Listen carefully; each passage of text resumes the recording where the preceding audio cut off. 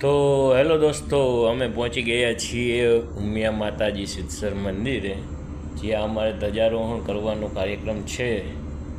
હજુ પણ કોઈ આવેલું નહીં, પણ અમે રાહ જોશું. ત્યારબાદ અમારે બધો જે કાર્યક્રમ છે તે ચાલુ થશે. તો તમે આગળ જોતા રહો વિડીયો, તમને પણ ખૂબ ખૂબ મજા આવશે. ને ચેનલ ગમે તો લાઈક, શેર એન્ડ સબસ્ક્રાઈબ કરતા રહેજો. જય ઉમિયાજી. તો વિડીયો ચાલુ કરીએ છીએ આગળનો. તો તમે જોઈ શકો છો મિત્રો, અત્યારે અમારા બધા સ્વયંસેવક ભાઈઓ તથા અમારા જે મેન વડીલો હતા એ બધા આવી ગયા છીએ. હવે બધા જઈ રહ્યા છીએ ધજા પૂજન માટે. તો અમે બધા એક જગ્યાએ બધા બેસશું, ધજાનું પૂજન ચાલુ કરશું. તો તમે આગળ વિડીયો જોવો, મજા આવશે.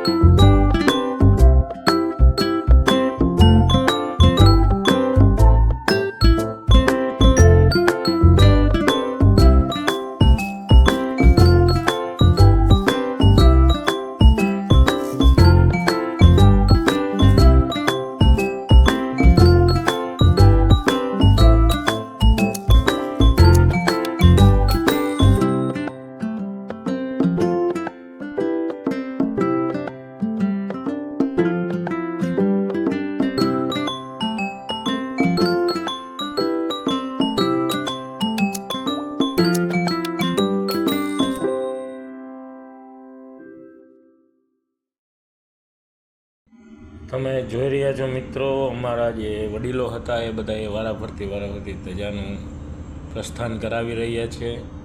સાથે સાથે થોડા રૂપિયાનો પણ વરસાદ કરી રહ્યા છે.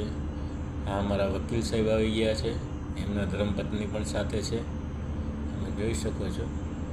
ત્યારબાદ હવે અહીંથી પદયાત્રાને મતલબ કે પ્રદક્ષિણા ચાલુ કરવામાં આવશે, જે મંદિરની ચારે બાજુ 4 રાઉન્ડ મારવામાં આવે છે. બરાબર છે. તો તમે આગળ જોતા રહો, તમને મજા આવશે.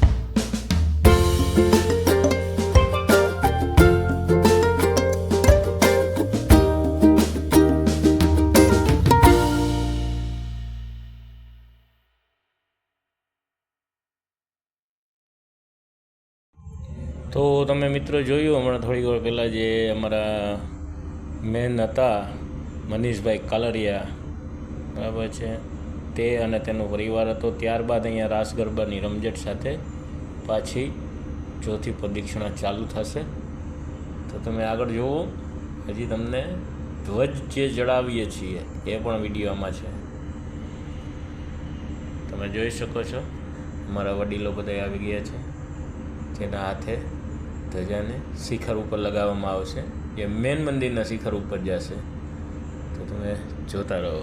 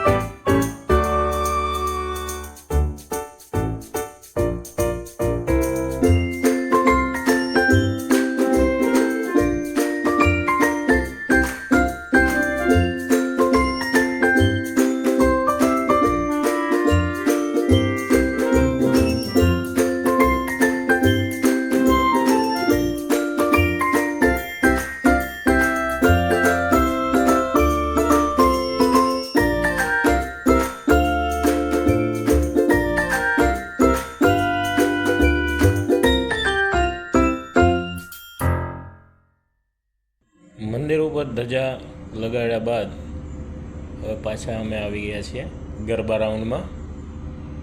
તમે જોઈ શકો છો, બાળકો મોજ કરી રહ્યા છે. આ અમારો વડીલો શ્રી, ચારેય વડીલોની મોજ જોઈ લ્યો એકવાર, તમને પણ ખૂબ મજા આવી જશે.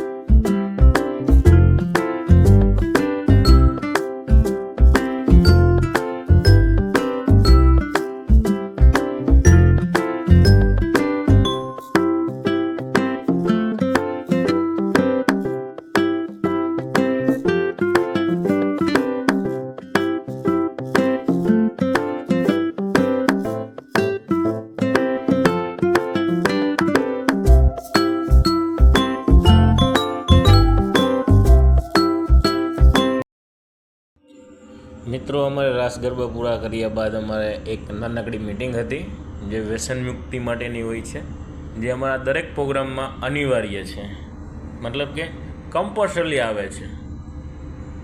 જો કોઈ આનાથી પ્રેરિત થાય ને વ્યસન મૂકે તો અમારી કમિટીને 100 ભાગ્ય પ્રાપ્ત થાય છે. તો તમે જોતા રહો.